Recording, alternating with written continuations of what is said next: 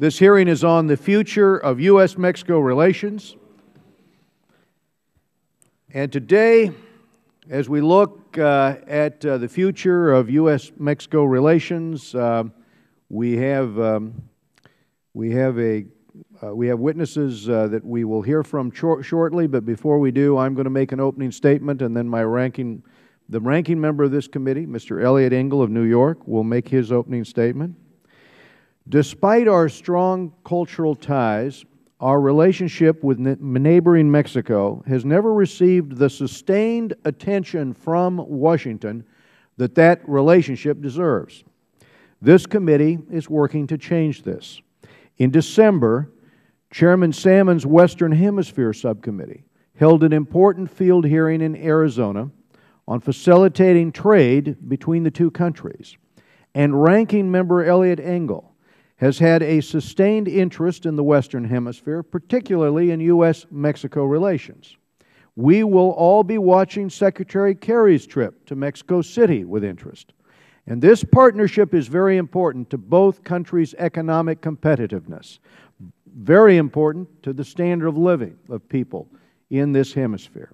As a top trading partner, trade in goods and services with Mexico tops $500 billion a year, supporting millions of American jobs. With structural reforms underway in Mexico, this could increase significantly. The high-level economic dialogue should advance border management and trade efficiency. But most of all, a successful conclusion of the Trans-Pacific Partnership negotiations, which includes both countries and, of course, Canada, many countries in East and South Asia, many countries along that western side of South America. That partnership, that TPP, would spur economic growth across a region that represents 40% of the entire global trade.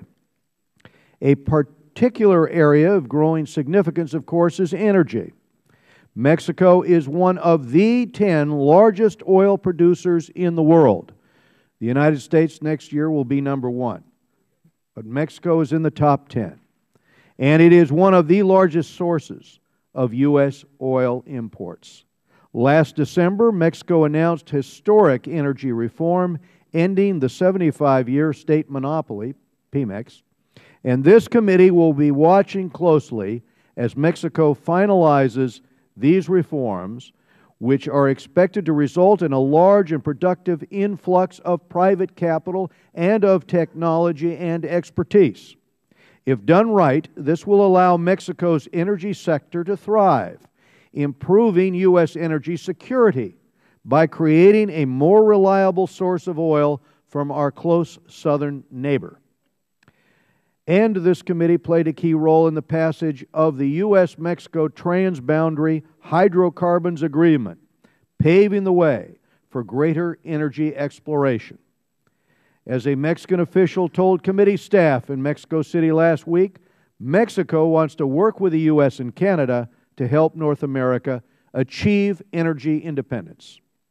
Of course, the biggest threat to Mexico's success is the ongoing threat of violence from drug cartels and from criminal organizations tied to those cartels.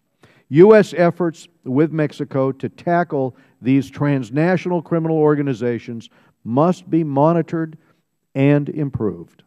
After taking a post-election pause to consider and review Mexico's national security policy, and with a lot of U.S. aid sitting in the pipeline, it appears that the NATO administration will continue partnering closely with the U.S. Both countries have an interest in reducing the capacity of the cartels. February's joint operation between Mexico and U.S. authorities to take down El Chapo Guzman was a key success in this partnership. Mexicans are hopeful that they are witnessing a new era in their country. And under this new administration, reforms already passed in Mexico are proving that our southern neighbors are serious about liberalizing and modernizing institutions. These improvements in trade and investment should improve our relations.